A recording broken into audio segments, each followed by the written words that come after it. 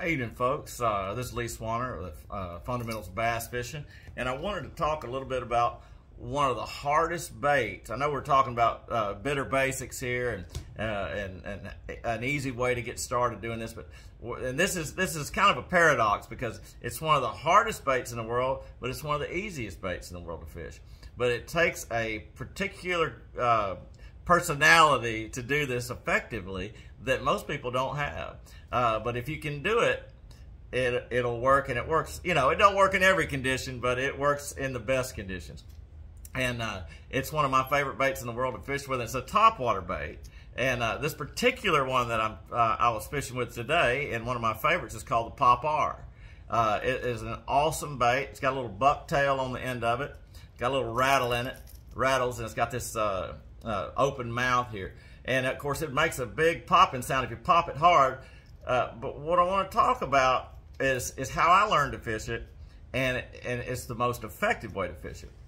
And I learned, this is one of the very beginning of my fishing, besides just throwing a spinner bait with a little push button reel.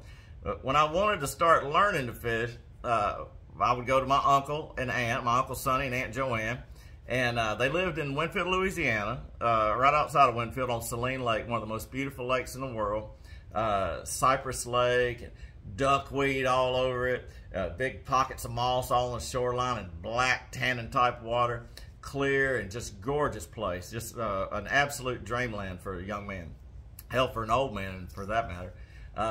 But my uncle would say, Lee, I had a little John boat and a nine horse 7 root on it and a paddle, and I'd sit up there in the bow of that John boat and work that paddle, you know, backwards and fish this way.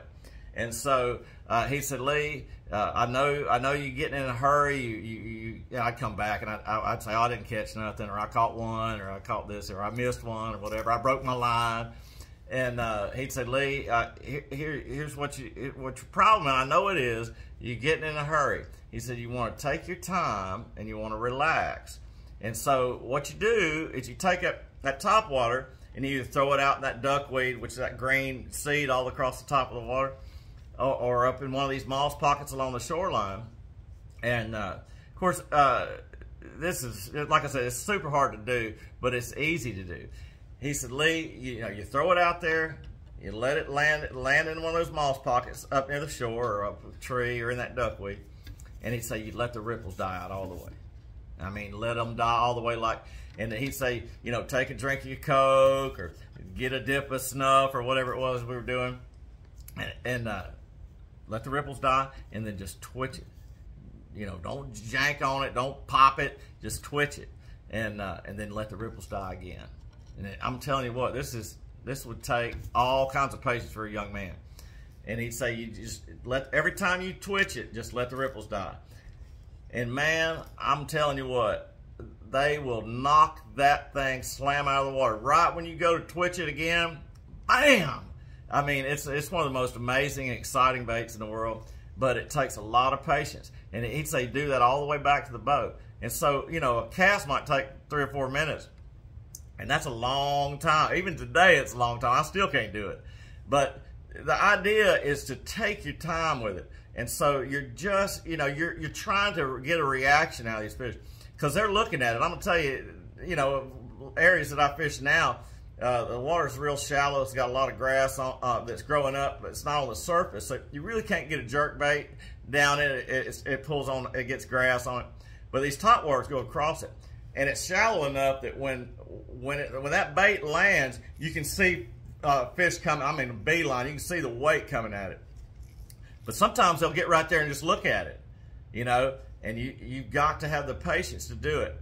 And so you just twitch that bait, and man, sometimes they'll just knock it out of the water right then, or sometimes they won't. Sometimes they'll just wait.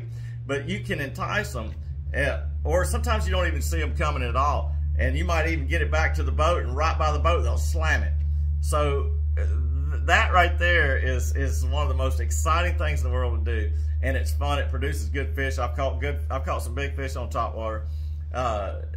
So, if you can do that and really get a hold of taking your time, you'll catch a lot of fish and you'll catch good fish. And again, you'll always have good memories of it. You'll come home and tell whoever's there. You're gonna tell them about it. You know, oh my God, he knocked it out. He knocked it up into a tree. Hit it so hard.